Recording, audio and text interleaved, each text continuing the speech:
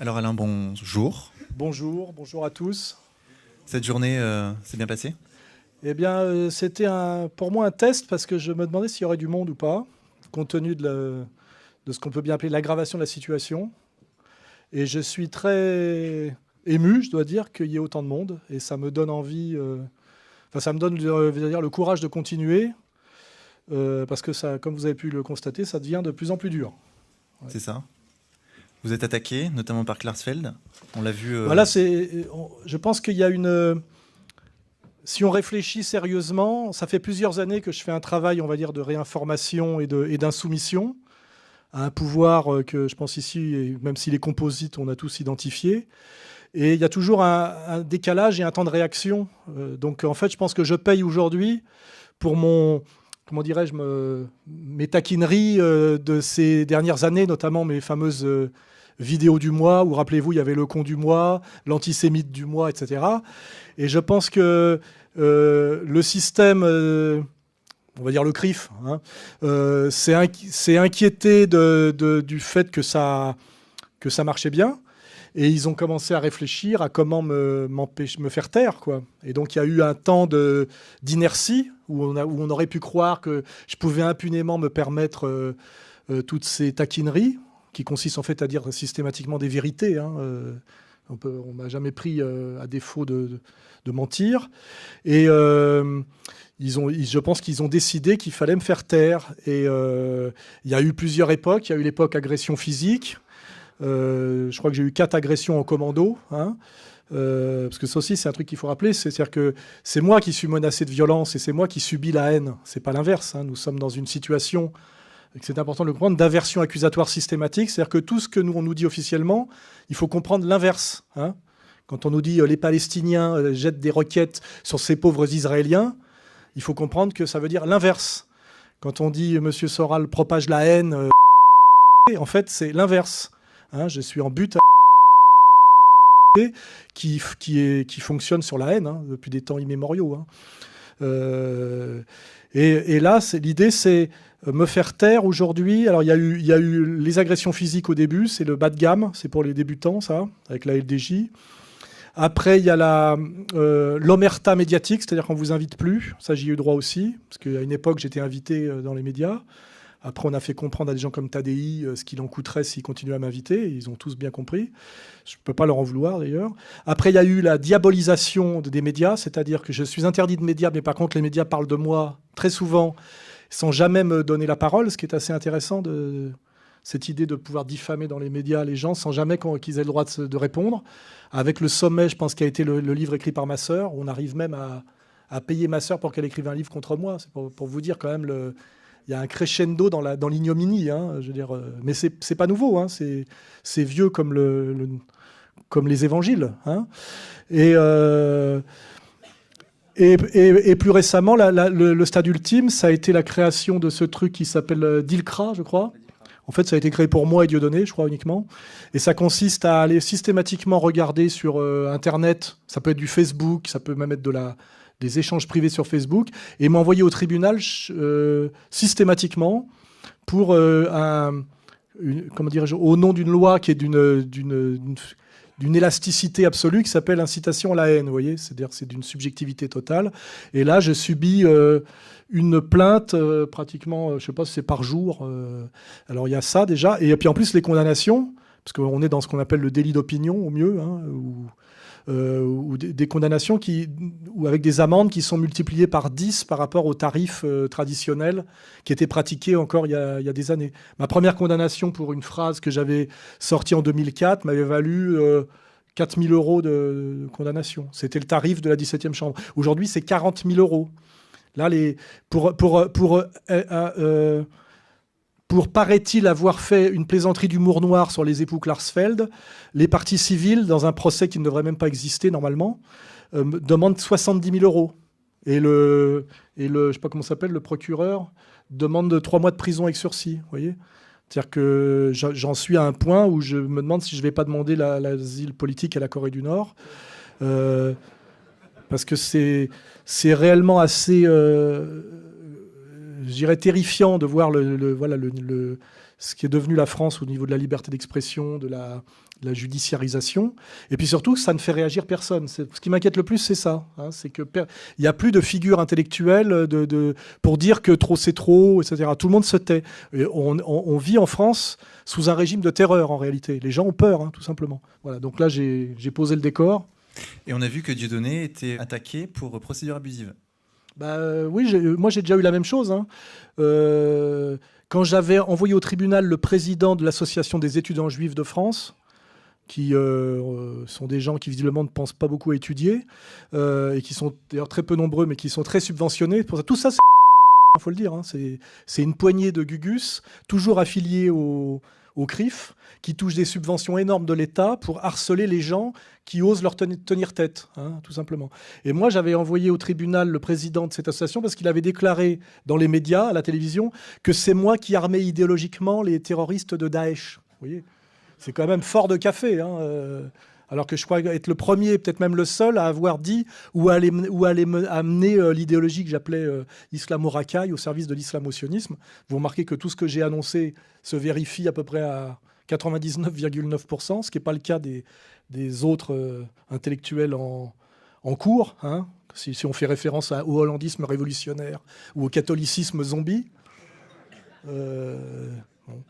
Et en fait, j'avais déjà subi la même chose que lui. C'est-à-dire que j'avais été condamné aux dépens. C'est-à-dire pour avoir osé me plaindre de ça, j'ai perdu et c'est moi qui dois payer. Et Dieudonné, ça vient de lui arriver. C'est procédure abusive.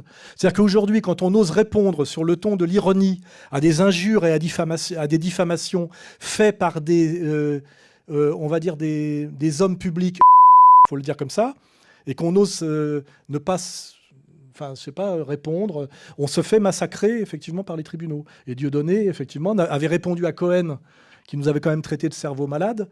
Il a été condamné. Là, il avait dit que c'était une diffamation de dire que le geste de la quenelle était un signe nazi inversé, puisque c'est un signe qu'on fait depuis des années pour des tas de... Enfin, qui peut avoir de multiples interprétations. Il a été condamné pour procédure abusive. Et c'est la situation. C'est-à-dire qu'aujourd'hui, on se fait harceler, diffamer, insulter, agresser systématiquement par un petit lobby très puissant, parfaitement identifié. Et la seule chose qui nous est permise, c'est de demander pardon, en réalité. C'est-à-dire, on vous frappe et vous devez demander pardon. Voilà. Et tant que vous ne demandez pas pardon, on vous refrappe et on vous tape au porte-monnaie. Pour que vous ayez conscience de ma situation aujourd'hui, parce que c'est concret, je suis saisi sur mon salaire, je suis saisi sur mon compte en banque, je suis sous le coup d'un contrôle fiscal Tracfin, c'est-à-dire le plus gros contrôle fiscal qui existe, et là, on vient de demander une saisie-vente de mes biens, vous voyez, demandée par monsieur Aziza, qui m'a fait condamner parce que je l'avais traité de con du mois et que j'avais osé, pour répondre à ses multiples injures et diffamations, il a même écrit un livre sur moi, hein, sans compter qu'il agresse mes journalistes, hein, physiquement. Il m'a fait condamner jusqu'à présent dans 2 procès à 52 000 € d'amende, vous voyez, et il demande la saisie-vente immédiate de mes biens, c'est-à-dire qu'on vend mes meubles, etc. Vous voyez, voilà la situation, pour faire bien comprendre ce qu'il en coûte aujourd'hui de se rebeller contre un pouvoir qui prétend, ce qui est le pire, je crois, c'est qui s'exerce au nom de la République française et au nom de la démocratie et de la laïcité, vous voyez, et de je ne sais pas trop quoi encore. Enfin, on peut additionner tous les paradoxes. Hein, voilà, la situation est celle-là. Et ce n'est pas fini. Hein, c'est pas fini. J'ai tellement de procès que je ne sais même plus à combien j'en suis. Je sais que Dieudo a passé les 100. Depuis sa fameuse sortie chez Fogiel, il a passé les 100 procès. Et moi, je dois bien être à une bonne trentaine. Hein, voilà. Et avec des tarifs, je vous dis, on est à combien de promesses de condamnation là? Plus de 250 000 €, je crois. Et je vous rappelle pour des phrases ironiques, critiques, en général de réponse. Voilà. Et en fait, on est châtié pour impertinence. Je crois que même sous Louis XIV, je prends Marion Sigaud à témoin, grande spécialiste du XVIIIe siècle, si je ne me trompe pas de siècle, non, 17e, 18e, on est à cheval. Ouais, c'est l'époque, 17e, 18e. Oui, voilà, c'est pour ça. Oui, oui. Ouais, je me rappelle qu'il a fait un truc ouais, enfin bon. J'avais quelques dates. En 66, il s'est passé un truc important pour Louis XIV, je ne me rappelle plus ce que c'était, mais je m'en souvenais dans le temps. Enfin bon, jamais Louis XIV aurait exercé une telle dictature sur son peuple, et jamais la situation, comment dirais-je, ce qu'on appelait des publicistes à l'époque, ou l'équivalent des intellectuels. Intellectuel, c'est un terme qui arrive avec la République, hein, aurait subi une telle persécution. Hein. C'est sans précédent dans l'histoire de France, moi je dirais. Hein. Ça n'est jamais arrivé. Hein. Ça n'est jamais arrivé. Et le plus délirant, et c'est pour ceux qui ont vu la vidéo, étant le procès Klarsfeld. Je suis envoyé au tribunal sur signalement parce que j'aurais fait une plaisanterie sur mon Facebook privé à propos d'une décoration qu'auraient eu les époux Klarsfeld. Je rappelle que Madame Klarsfeld est allemande. Hein, et pour ça, je me retrouve au tribunal. Et là, il y a la LDJ, les fils, neveux et de déportés. J'ai bien fait de ne pas venir, hein, parce que c'était un lynchage organisé. Hein. Et on demande à mon avocat à la fin s'il aurait défendu Eichmann et Hitler. Vous voyez ? Non mais je veux dire, on est face à des dingues, hein. Ils sont possédés. Hein, et c'est angoissant parce que tout ça, ça se passe en France aujourd'hui, c'est fait au nom du peuple français, dans les tribunaux français. Et je vous dis, c'est pas fini. Hein. Je ne sais pas ce que... il a été demandé 3 mois de prison avec sursis et les parties civiles ont demandé 70 000 euros. Ouais. Toujours les mêmes, hein. Toujours des parties civiles qui sont la multiplication des mêmes en fait. Hein. C'est-à-dire que ce sont des coquilles vides et qui ont le droit de se porter partie civile dans tous les procès. C'est-à-dire qu'ils ont le droit de sentir qu'ils se sont sentis attaqués par quelque chose que j'aurais dit. Et ils viennent à 5, 6, 7 parties civiles. Il y a même des parties civiles, je crois qu'il y a un ancien commissaire de police là, qui fait le BMW, je sais pas quoi, machin. Il est tout seul. Il est un. Voilà. Et il prend du pognon à chaque fois. C'est-à-dire, voilà. Et je vous dis franchement, je ne sais pas jusqu'où ça va aller et comment ça va finir. Hein, j'en sais rien. On vit ça en temps réel, quoi. Alors, ce que je propose, c'est qu'on donne la parole au public. Oui, sans doute. Vous oui. pouvez poser des questions. Donc, j'imagine que là, ce coup-ci... Donc, il y a un micro qui va circuler.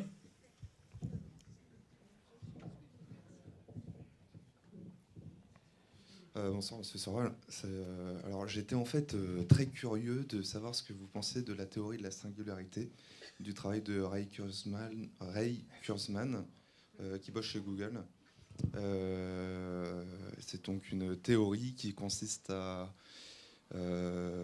envisager les progrès scientifiques. En fait, c'est une alliance entre le corps et la machine. Et le transhumanisme. Enfin, je veux dire, vous en parlez jamais. Et c'est pourtant. Si, j'en parle jamais. On en parle accessoirement parce que c'est pas ma spécialité, mais on voit bien que ça fait partie du discours progressiste en réalité, qui est dans la logique des Lumières, c'est-à-dire l'homme sans limite, avec l'idée du corps augmenté, la logique technicienne, avec l'idée que l'homme n'a aucune limite que lui-même. Et que sa capacité de progression est infinie. Ça a beaucoup à voir avec les valeurs maçonniques, hein, on peut le dire. Et il y a en plus l'idée derrière de la vie éternelle, ou de la jeunesse éternelle. Et on voit très bien que ça a à voir aussi avec la massification du handisport. Hein. Je pense que si aujourd'hui on nous montre autant d'handicapés courir, etc., c'est pour faire l'apologie de la prothèse.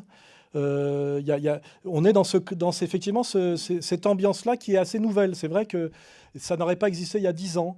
Et puis on voit effectivement que des grosses machines comme Google, des gens qui lèvent énormément de pognon, investissent énormément d'argent, avec des gens qui font des conférences pour dire dans 50 ans, la mort sera vaincue. On entend des trucs comme ça. On a l'impression dans des films de science-fiction des années 50. Et c'est vrai que c'est très inquiétant d'oser dire ça. Et d'oser avoir ça comme projet et de voir que ça peut être un marché, que l'éternelle jeunesse aujourd'hui est considérée réellement sérieusement comme un marché et qu'il y a des gens qui sont déjà positionnés sur ce marché.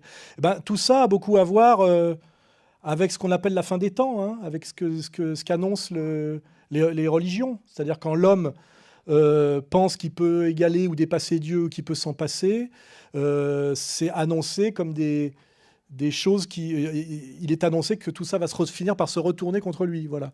Donc je suis assez... je suis pas un anti-scientifique et anti-scientiste et tout ça, mais je sens, il y a un réflexe chez moi d'angoisse et d'inquiétude quand je vois des scientifiques prétendre, par exemple, que la mort peut être vaincue. Vous voyez ? Je me dis que là, il y a quelque chose, on touche à des fondamentaux anthropologiques qui sont encore bien plus graves que de toucher à l'interdit de l'inceste. D'ailleurs, vous remarquez que tout ça fonctionne à peu près en même temps. Hein. Aujourd'hui, j'ai vu plusieurs articles passer récemment d'une femme qui voulait épouser son fils, où en Suisse, il y avait un débat sur que si l'inceste était librement consenti, c'était plus un crime.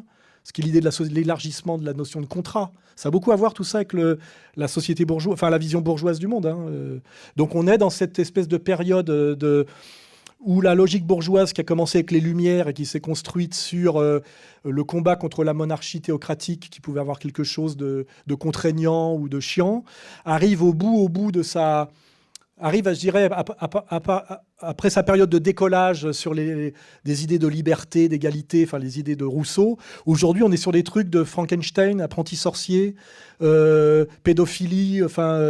On est passé de l'autre côté, hein, ce que j'appelle l'obscurantisme des Lumières. Dans une conférence, j'avais créé ce joli concept. J'ai l'impression qu'on est dans l'époque de l'obscurantisme des Lumières. Ça rejoint peut-être ce qu'on appelle le Kali Yuga dans la pensée traditionnelle.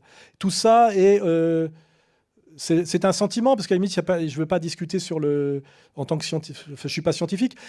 Tout ça me semble de mauvais augure. C'est angoissant. Voilà la réponse que je dirais. Ça me fait peur, c'est angoissant, et j'ai l'impression qu'il y aura un retour de bâton pour tout ça. Quoi. Voilà. On va le payer. Voilà. Question ? Bonjour, tout en haut, s'il vous plaît. Donc, moi, la question, c'est par rapport à toutes les persécutions, on va dire la progression des persécutions que vous avez subies jusqu'à... que tout le monde sait ici, tant que vous vous relèverez, de toute façon, ils arriveront à trouver quelque chose de nouveau pour vous. Pourquoi vous continuez en fait ce combat ici? Pourquoi vous vous exiliez pas comme a fait Vincent Renoir? Pourquoi vous continuez? Parce que vous savez qu'au final, ce qui va vous arriver, c'est la tôle, ou peut-être pire. Pourquoi vous et Dieudonné, vous continuez ce combat-là? C'est une bonne question. Sachant qu'en vérité, vous êtes plus ou moins tout seul, quand on regarde bien. Même si on est là, on vous aide plus ou moins, support. Oui, c'est vrai, mais en réalité, c'est de la fiction, plus ou moins. Je veux bien vous répondre. Je vais vous poser une question. Je vais vous répondre. Il y a plusieurs choses. Déjà, il y a l'idée d'être ce que Pascal appelait être engagé. Hein, être engagé, c'est-à-dire qu'il y a des choses qui vous dépassent. Moi, je suis très attaché, viscéralement, à la notion de vérité et le lien entre le bien et la vérité.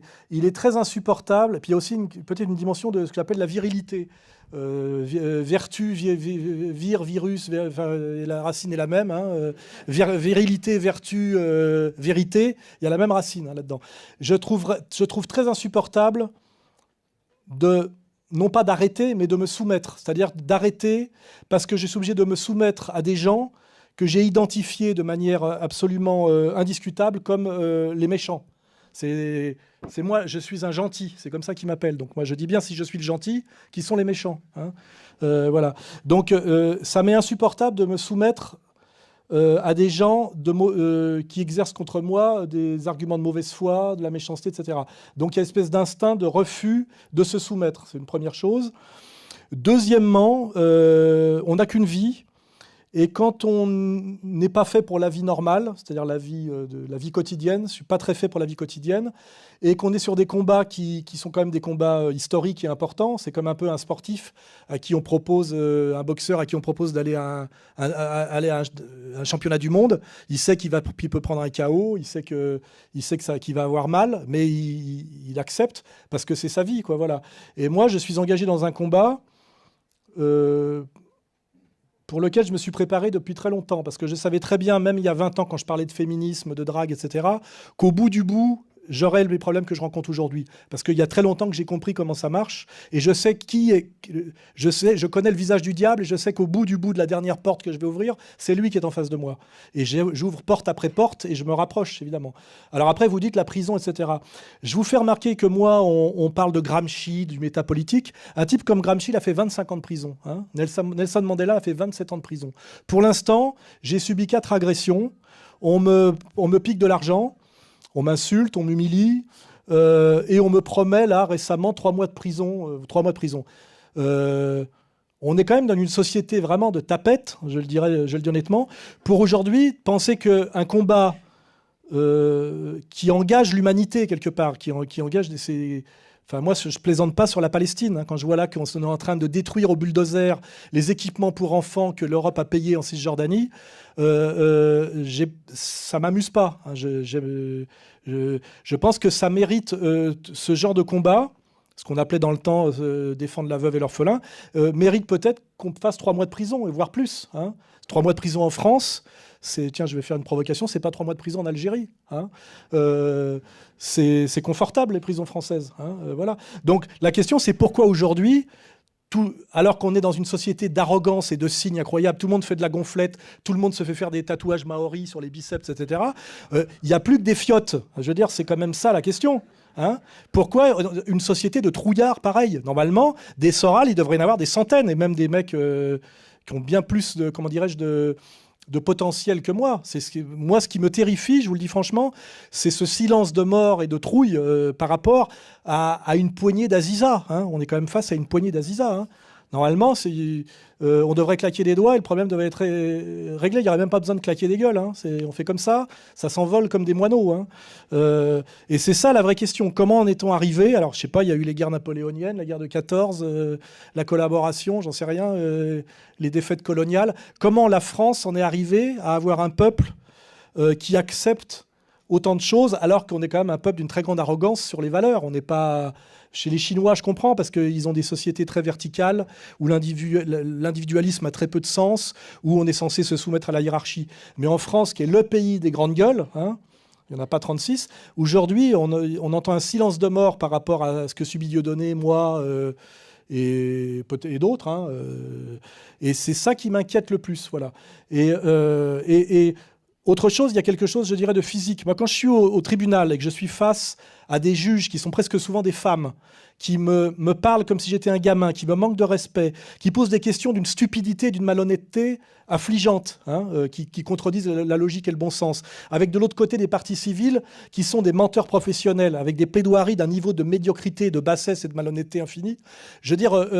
le résultat de tout ça, je ne peux pas dire excusez-moi, pardon et abjurer en fin de séance, c'est pas possible. Il y a quelque chose qui se soulève en moi qui fait qu'à la limite je dis je préfère crever, vous voyez. Voilà, la réponse est là. Et normalement, si on a été élevé correctement pour être un homme, on devrait tous réagir comme ça. C'est pour ça que ma réponse, c'est celle-là. C'est comment se fait-il qu'on ne soit pas plus nombreux? C'est ça. Moi, je vois des gens qui me disent je vous soutiens, je vous aide, etc. Puis après, ah non, mais me prenez pas en photo. Ou je pourrais pas vous faire un don, mais pas par mail, parce que après la police pour identifier mon mail. Je veux dire... c'est ça qui me fait peur, moi. Ceux qui nous écrasent et nous dominent le savent. Ils savent qu'on est une société de lâches, qu'on peut faire se soumettre un vieux général en lui proposant en le menaçant de lui supprimer sa carte vermeille, vous voyez. Et normalement, si on était, moi et Dieudonné, multipliés par 100, la situation changerait. Ça basculerait. Donc, ce qu'il faut aussi, nous, c'est qu'on fasse en sorte que des gens se lèvent. Et moi, ce que j'espère, c'est pour ça d'ailleurs que je suis puni, c'est par cette démonstration d'insoumission, parce qu'en fait, on ne fait jamais que ça, une démonstration d'insoumission, qui est d'ailleurs verbale, faire en sorte que des gens se disent c'est possible. Parce que le danger, c'est quand les gens se disent ce n'est plus possible. Vous voyez, genre, on ne peut pas faire ça. Je dis, si, on peut, la preuve, on le fait. Tu vois. Et je crois qu'on a un devoir envers les jeunes générations, tout simplement. Moi, c'est ce qu'on dit. Voilà, dans quel monde acceptons-nous que vivent et grandissent nos enfants? Voilà, c'est tout. Donc, ma réponse, elle est celle-là. Je trouve que moi, je me comporte juste normalement. Voilà, normalement. Et encore, je dis pas tout ce que je voudrais dire et je fais pas tout ce que je voudrais faire. J'ai un peu la trouille, quoi. J'y vais doucement. Et ma réponse est celle-là. Tout le monde devrait faire comme moi, au moins, voilà.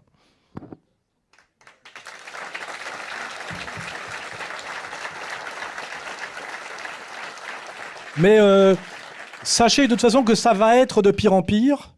Et ce que je dis va se vérifier de plus en plus. C'est-à-dire que la dictature du petit groupe de gens qui me persécutent finiront par prendre le pouvoir absolu sur la France et le prendre au nom de ce qu'ils sont. On a déjà le dernier livre de Bernard-Henri Lévy qui l'annonce. Il est toujours à l'avant-garde, lui. Le destin manifeste, etc. Et de toute façon, soit nous finirons enfin, tous, nous serons un peuple d'esclaves, comme il est promis dans l'Ancien Testament, soit à un moment donné, ça pètera. Voilà. Et de toute façon, c'est qu'une question de temps. Moi, si vous regardez sur mon site, je suis en pyjama rayé avec le triangle, je crois, des insoumis politiques. C'est le triangle que portaient les... Il y avait les droits communs, les machins, les trucs. C'est les prisonniers politiques. Et les gens se foutaient de ma gueule il y a quelques années quand je l'ai mis en disant Soral, tu te mouches pas du coude. Je dis non, c'est parce que j'ai toujours de l'avance. Ça finira comme ça. Voyez. Et là, maintenant, ça commence à être crédible. Voyez. C'est marqué soutenez Alain Soral pour les persécutions qui l'attendent. Je savais très bien ce qui m'attendait, parce que je vous le dis, j'ai compris, et je dirais j'ai tout compris. Et je sais exactement comme les autres en face fonctionnent, je connais leur calendrier, leur timing, leur stratégie, et je sais exactement où on va, et ça ira jusqu'au bout, je vous le garantis. Et plus on se soumettra, plus ils en rajouteront. Il y a l'hubris derrière. Et à la fin, ça finira, je vous dirais, par... je ne vais pas en parler là, je m'amuse dans ma tête à imaginer Paris dans 20 ans, la situation de la France dans 20 ans.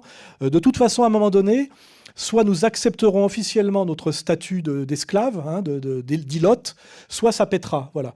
Et ce que je me dis, c'est qu'à un moment donné, peut-être que moi, le souvenir de moi et Dieudonné, parce qu'il faut toujours des figures un peu tutélaires, aidera à ce que ça pète. C'est ce que je dis à ceux qui sont en face de moi, qui m'écoutent en ce moment. J'ai déjà gagné. Mais peut-être que je ne le verrai pas. Mais j'ai déjà gagné. C'est qu'une question de temps. Parce que ce n'est pas possible.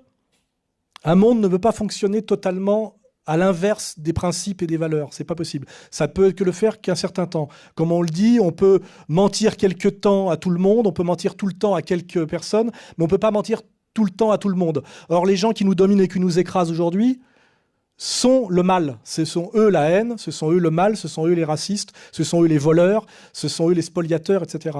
Et ce ne sont pas des gestionnaires, ce ne sont pas des gens, ce ne sont pas des élites légitimes, ce sont des destructeurs. Et donc, à un moment donné, de toute façon, en général, ils détruisent et puis ils s'en vont détruire ailleurs. À un moment donné, de toute façon, ça pètera. Voilà. Donc, le jour où ça pètera, les gens se diront tiens, Soral l'avait annoncé. Et puis moi-même, si je ne vois pas le bout du combat, je sais de toute façon qu'à un moment donné, ça pètera. Voilà. Et je peux me dire, voilà, j'ai été de l'avant-garde. Vous n'oubliez pas que j'ai travaillé dans la mode à une époque. Et à la mode, on aime bien avoir de l'avance, vous savez, être à l'avant-garde, vous voyez. Et en fait, je continue le même... c'est ma passion pour la mode qui se prolonge par d'autres moyens. J'aime bien avoir de l'avance. Et j'aime bien être à l'avant-garde, vous voyez. Voilà. Une question ici. Bonjour Monsieur Soral, bonjour Vincent. Je me permets de saluer votre travail tout d'abord parce que je vous suis depuis un certain temps et je le trouve très courageux. Je suis toujours très étonné de voir les attaques que vous subissez ainsi que les condamnations auxquelles vous faites face, notamment l'attaque dont vous avez subi récemment face au procès Klarsfeld, aussi face aux Antifas. J'aimerais savoir, on vous promet plusieurs condamnations, on vous poursuit juridiquement. Je vois que vous êtes organisé sur le plan du journalisme avec ERFM, sur la radio, sur Internet, où vous avez des intervenants de qualité. Je voudrais savoir si vous envisagez, ou si c'est le cas déjà, si vous avez une réponse juridique à ces personnes qui vous attaquent, qui vous agressent, et si ça a déjà été le cas, si vous avez déjà mis en place des actions, quels en sont les résultats ? Déjà, on constate que l'institution judiciaire, qu'on ne va pas appeler la justice, est aujourd'hui totalement aux ordres et à la botte de l'oligarchie qui m'opprime. Et qu'il n'y a plus de limite. Avant, il fallait quand même en passer par le droit. Et on ne pouvait pas tout se permettre. Aujourd'hui, le droit, que ce soit pour moi, Dieudonné et d'autres, il n'y a plus de droit. On a des espèces de lois extensibles à l'infini et interprétables à l'infini, comme incitation à la haine. Là, je vous signale que pour les époux Klarsfeld, je suis poursuivi pour apologie de crimes contre l'humanité. Alors que je me suis moqué d'un couple où on voit un vengeur tribal qui pourchasse 70 ans après la guerre des vieillards, qui se vante dans les vidéos d'avoir envoyé des colis piégés qui ont arraché l'œil et 3 doigts à un vieux con réfugié 50 ans après les faits, avec son épouse qui est jamais que le pur produit du pangermanisme, c'est-à-dire une fille d'officier allemand qui suinte l'hystérie féminine et la violence allemande. Hein, voilà. Et tout ça donne un rejeton qui s'appelle Arnaud Klarsfeld, que vous avez pu voir, torse nu à Tel Aviv sur scène, qui, à mon avis, si on lui faisait une prise de sang, aurait des problèmes avec les lois sur les addictions interdites. Et on découvre qu'il a été à la fois soldat dans l'armée israélienne au pire poste, c'est-à-dire au checkpoint, c'est-à-dire qu'il est là pour humilier garde frontière, humilier en permanence des femmes, des enfants et des vieillards palestiniens, mais qui peut être à la fois réserviste dans l'armée israélienne et membre du Conseil d'État à 7 000 € par mois en France. Voilà, je veux dire, voilà où on est. La France est aujourd'hui la putain d'Israël, hein, il faut le dire. Nous sommes une colonie israélienne, voilà. Hein. Et je crois, si je me souviens de mon amour pour Robespierre, nous n'avons pas fait la Révolution française pour ça. Hein, sinon, on ne l'aurait pas faite. Hein. Voilà.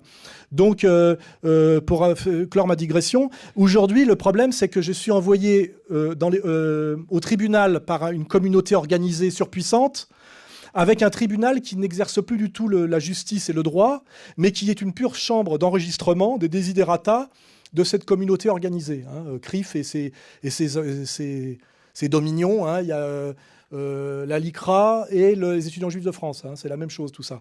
Et alors, pour l'instant, c'est la livre de chair, hein, c'est Shylock, c'est-à-dire on prend 30 000 € par là, 40 000 € par là, parce que comme ces gens-là ont vu que j'avais monté une organisation de résistance, ils ont simplement fait évaluer, parce qu'ils ont droit à toutes les indiscrétions et toutes les illégalités même, ils disent, tiens, ben, Soral, il a réussi à monter une organisation qui pèse tant, on va donc lui reprendre autant.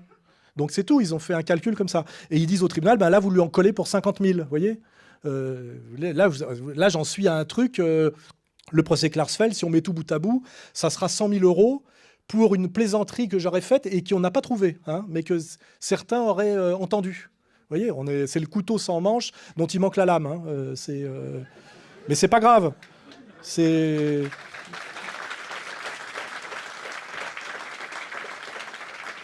Et en plus, les gens disent oui, il n'est pas venu au procès parce qu'il a eu peur. Non, c'est parce que je ne suis pas à votre disposition. Je vous emmerde. Je veux dire, quand j'ai été convoqué par la police, je n'ai pas reconnu les faits. J'ai dit non, je n'ai pas à discuter de ça parce que au mieux c'était dans une correspondance privée. Alors c'est privé, donc je n'ai pas à vous répondre parce que je suis convoqué à la police régulièrement. Attention, hein. Il y a des policiers, et leur boulot c'est de m'interroger pour savoir si j'aurais pas dit ou écrit des trucs. En général, c'est des vannes parce que je suis quand même je suis un mec qui fait des vannes. Hein. J'ai pas d'armée. Il me semble pas que j'ai un projet d'expansion territoriale ni de purification ethnique. Je ne suis pas un sioniste de combat, moi. Je ne pratique pas la purification ethnique au nom de la race supérieure. Hein. Je suis on va dire, un essayiste français. Hein. Condamné par ces gens-là. C'est là qu'on voit la version totale. Hein. Moi, je ne suis pas Bernard-Henri Lévy, j'ai pas détruit la Libye et je ne suis pas responsable de la mort de centaines de milliers de Libyens. Hein. Je ne suis pas Monsieur Fabius. Je n'ai pas décrété, avec un poste important de décision, que Al-Nosra faisait du bon boulot pour détruire un pays comme la Syrie et faire mourir des centaines de milliers de gens. Je n'ai pas de sang sur les mains, moi. Hein. Mais c'est ces gens-là qui me font condamner pour mauvais esprit, vous voyez. Comme quand Dieudonné répond effectivement à l'autre joufflu, là, interchangeable. Voilà, Quen. Voilà. Donc, ma réponse pour l'instant, elle est laquelle, pour répondre à votre question? J'ai 2 avocats à plein temps, ça me coûte de l'argent, hein, qui ont le courage de me défendre. On va systématiquement en appel. Maintenant, on va essayer d'aller systématiquement en cassation, c'est du travail, pour après finir à la Cour européenne des droits de l'homme. Et moi, mon idée stratégique, c'est de tenir. Il faut tenir, vous voyez, parce qu'on ne sait pas de quoi demain sera fait. Je veux dire, tant qu'on est vivant et dans le combat, on ne sait pas comment ça va finir. Donc l'idée, c'est il faut tenir. Il y a une citation de Mao que j'aime beaucoup, c'est de défaite en défaite jusqu'à la victoire. Vous voyez, il faut tenir. Donc je tiens. Et je me dis peut-être que les choses vont finir par bouger en France. Tout va mal en France, il ne faut pas oublier. Hein. Les paysans se suicident, les flics en ont marre, ils me le disent chaque fois qu'ils viennent me voir en douce. L'armée française, oui, bien, on est soutenu par beaucoup de corps constitués. Et on a une petite poignée d'oligarques en haut, comme ça, totalement illégitimes, qui appuient sur des boutons pour effectivement faire sanctionner les gens qui leur manqueraient de respect. Parce qu'en fait, moi, on me reproche uniquement une chose, c'est j'ai manqué de respect à des gens qui ne sont pas respectables, vous voyez. Et ce qui est dit, c'est qu'il va falloir que Soral se taise et qu'il change de sujet. C'est ce qu'ils ont demandé explicitement. Hein, voilà. Et avec des gens qui me disent, y compris ma sœur, il va finir par se faire tuer s'il continue. Donc il faudrait qu'on me dise par qui et qui sont ces assassins qui vont me tuer. Donc il y a des assassins. Donc on n'a jamais dit que moi j'allais tuer des gens. On a dit que j'allais me faire tuer parce que je dis des choses. Voilà. Donc pour l'instant, c'est tenir, c'est effectivement jouer le jeu de l'institution judiciaire jusqu'au bout, puisque bon, cassation, Cour européenne des droits de l'homme, et puis le fait aussi que les gens voient ce qui se passe, parce qu'il y a aussi, comment dirais-je, l'exemplarité, c'est-à-dire qu'on essaie de faire prendre conscience aux gens de l'état où en est la France aujourd'hui, et que les gens, effectivement, voient que Dieudonné, Soral sont systématiquement persécutés pour des phrases, que les autres en face se réjouissent de les avoir fait condamner, voir qu'un type comme Aziza est considéré comme l'incarnation du journalisme, de l'honnêteté et du bien en France, etc. etc. Et peut-être qu'à un moment donné, ça pètera. C'est-à-dire que la veille de la Révolution française, il ne se passait rien, d'une certaine manière. Hein. Ça pète toujours d'un coup. Voilà. Et moi, ce que je dis en dernière instance, pour les gens qui me disent « ouais, mais ça peut devenir dangereux, etc. », c'est on n'a qu'une vie. Deux, j'ai pas envie de vivre comme un esclave. J'ai pas envie de devenir Yann Moix ou Thierry Ardisson, que j'ai bien connu. Hein. Je vous dis, quand on va en prison, il y a un choix à faire quand on rentre en prison, quand on est jeune. C'est est-ce que je me fais casser la gueule ou est-ce que je me fais enculer dans les douches, vous voyez ? Il y a des gens qui préfèrent se faire casser la gueule que de se faire enculer. C'est tout. Voilà, donc c'est toujours les mêmes choix hein, qui sont très basiques. Voilà, moi, je préfère me faire casser la gueule que de me faire enculer. Après, c'est un choix personnel. Hein,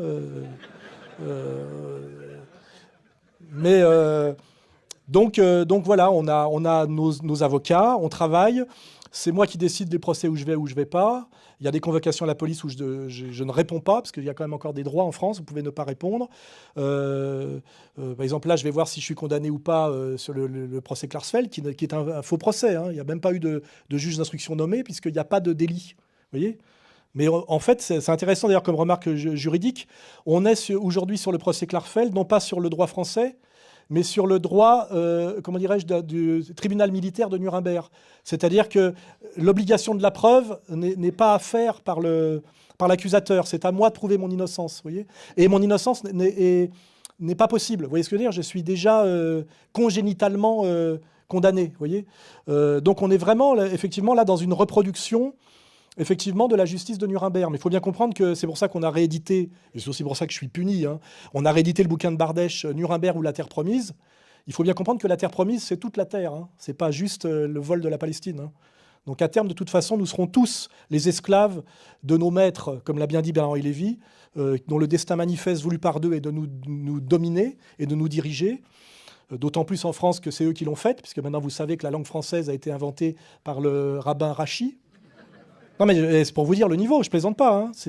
Et ça, c'est sur le service public à la grand-messe du samedi soir. Hein. Nous avons Bernard-Henri Lévy qui arrive, qui est un type normalement qui devrait être presque banni des médias pour mensonges répétés, qui n'a aucune légitimité, et qui vous explique il ne vous explique pas que Soral est un paranoïaque et qu'il accuse abusivement des citoyens qui seraient par ailleurs d'origine juive. Il dit voilà, nous les Juifs, hein, il le dit bien comme ça, sommes le trésor des nations et notre destin manifeste, c'est de dominer les autres peuples. Et il faut que vous vous en réjouissiez, parce que maintenant, on a passé une étape, hein, c'est là qu'on en est. Et pour la France, c'est d'autant plus légitime que c'est nous qui l'avons faite. Voilà. Et bien là, vous avez exactement le projet pour les 20 prochaines années. Hein, voilà. Donc, est-ce que vous avez envie de vivre sous le règne de Bernard-Henri Lévy, d'Aziza, et puis pour le spectacle de Arthur et de Hanouna. Voilà. Est-ce que la France est un pays qui a 1500 ans d'histoire, vous voyez, hein ? Je ne leur laisserai pas mon pays sans combattre. Voilà, c'est clair. Voilà.